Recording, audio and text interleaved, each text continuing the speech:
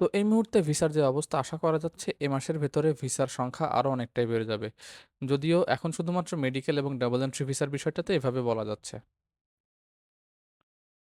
আসসালামু আলাইকুম ভিউয়ার্স, আশা করি সবাই ভালো আছেন। আজকে আমরা চলে এসেছি ইন্ডিয়ান ভিসা সম্পর্কিত নতুন কিছু আপডেট তথ্য নিয়ে। আপনারা সকলেই জানেন সামনে কিন্তু দুর্গাপুজো আছে, যার পরিপ্রেক্ষিতে একটা বড় নিউজ আসছে সামনে। সে বিষয় নিয়ে আমরা আজকের ভিডিওতে কথা বলবো। তার আগে বলে রাখি, আমার সাবস্ক্রাইবার যারা আছে তারা কিন্তু প্রতিনিয়ত কন্ট্যাক্টের মাধ্যমে মেডিকেল ভিসা বলেন, ডাবল এন্ট্রি ভিসা বলেন, এমবাসির অ্যাপয়েন্টমেন্ট বলেন, এমনকি ফিঙ্গারের ডেট বলেন, সব কিছুই কিন্তু কম বেশি পাচ্ছে। তো আপনারা যারা কন্ট্যাক্টের মাধ্যমে ডেট বলেন অথবা ভিসার প্রসেসিং বলেন করতে চাচ্ছেন, যাদের অরিজিনাল ডকুমেন্ট আছে, বিশেষ করে মেডিকেল ভিসা প্রত্যাশী, তাদের জন্য কিন্তু একটা বড় অপরচুনিটি এই মুহূর্তে ভিসা হওয়ার কিন্তু বড় একটি সম্ভাবনা আছে যদি আপনি কন্ট্যাক্টের মাধ্যমে কোনোভাবে জমা করাতে পারেন। তবে অবশ্যই এক্ষেত্রে আপনাদের যাদের অরিজিনাল মেডিকেল ডকুমেন্ট আছে তাদের জন্য বলব নিজে নিজে চেষ্টা করেন। এক্ষেত্রে আপনার যদি কোনোভাবে যদি একটা ডেট নিতে পারেন তাহলে ভিসা হওয়ার বড় একটি সম্ভাবনা আছে। কোনো মাধ্যম ছাড়াই আপনি ভিসা পেয়ে যেতে পারেন। আর যদি কোনোভাবে আপনি ডেট না পান সেক্ষেত্রে আপনি যে কোনো একটি মাধ্যম থেকে, অবশ্যই অথেন্টিক কোনো মাধ্যম থেকে একটা ডেট নিবেন, জমা করাবেন, ভিসা হওয়ার বড় সম্ভাবনা থাকবে। ডাবল এন্ট্রির ক্ষেত্রেও বিষয়টা সেম। আপনারা যদি কোনোভাবে একটি ডেট ম্যানেজ করে অথবা কারোর মাধ্যমে সুপারিশের মাধ্যমে ফাইলটা জমা করাতে পারেন, ভিসা হওয়ার কিন্তু 99% সম্ভাবনা থাকবে। তবে অবশ্যই অরিজিনাল ডকুমেন্ট থাকতে হবে। আর যদি অরিজিনাল ডকুমেন্ট না থাকে সেই সময় অবশ্যই আপনার কোনো চ্যানেল অথবা কোনো রেফারেন্সের মাধ্যমে যেতে হবে, যার ফলে আপনাকে অবশ্যই খরচ করতে হবে। তো মেইন টপিকে আসা যাক।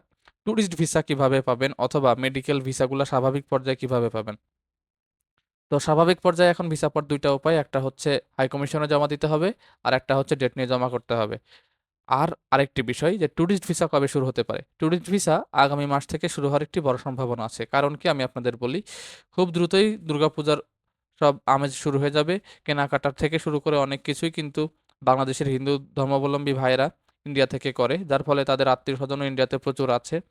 যেহেতু ধর্মীয় ভাবমূর্তির দিক থেকে দেখতে গেলে ইন্ডিয়া এবং বাংলাদেশে অনেক ধরনের মিল এবং কালচারালগত অনেক ধরনের মিল আছে। যার ফলে যার ফলে দুই সরকারের পক্ষ থেকে একটা বিষয় আলোচনা হচ্ছে যে কোনোভাবে ঈদের আগে ট্যুরিস্ট ভিসাটি স্বাভাবিক করা যায় কিনা। তবে এক্ষেত্রে অবশ্যই অগ্রাধিকার পাবে হিন্দুরা। অলরেডি কিন্তু একটা প্রসেস শুরু হয়ে গেছে যে ইন্ডিয়ার যারা হিন্দু আছে এবং বাংলাদেশের যারা হিন্দু আছে তাদের যাতায়াতের জন্য বিশেষ একটি ভিসা ক্যাটাগরির তৈরির কথাবার্তা চলতেছে।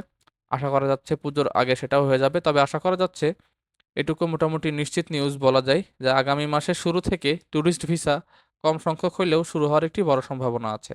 তো আপনারা যারা ট্যুরিস্ট ভিসা করতে চাচ্ছেন, বিশেষ করে হিন্দু ভাইয়েরা, তাদের জন্য শুভকামনা, এবং তারা কিছুদিন ওয়েট করলে হয়তো বা স্বাভাবিকভাবে ট্যুরিস্ট ভিসা করতে পারবেন। আর যারা অন্য ধর্মের লোকজন আছেন তাদের জন্য আসলে এটা সুসংবাদ না দুঃসংবাদ বলা সম্ভব না। তবে সেক্ষেত্রে তাদের জন্য অবশ্যই পরবর্তী নিউজের জন্য ওয়েট করতে হবে, যাতে করে এটুকু বলা যায় যে কবে শুরু করতে পারবে। তবে এখন পর্যন্ত শুধুমাত্র হিন্দুদের জন্য এই সুযোগটা শুরু হওয়ার একটি কথাবার্তা চলতেছে। এখন পর্যন্ত কনফার্ম হয়নি, আশা করা যাচ্ছে এ মাসের শেষ নাগাদ কনফার্ম হয়ে গেলে আগামী মাসের শুরু থেকে ট্যুরিস্ট ভিসার কিছু কিছু প্রসেস শুরু হতে পারে। সেক্ষেত্রে হিন্দুরা বেশি অগ্রাধিকার পাবে। তো এই মুহূর্তে যারা মেডিকেল এবং ডাবল এন্ট্রি করতে চাচ্ছেন, যাদের ডকুমেন্টের সমস্যা আছে অথবা কোনোভাবে শুরু করতে চাচ্ছেন, তারা নিচের দেওয়ার লিঙ্কে যোগাযোগ করে দেখতে পারেন। অবশ্যই নিজ দায়িত্বে কথা বলে নেবেন। আজকের মতো এ পর্যন্তই। পরবর্তীতে নতুন ভিডিওর জন্য আমাদের চ্যানেলটি সাবস্ক্রাইব করে রাখুন। আল্লাহ হাফেজ।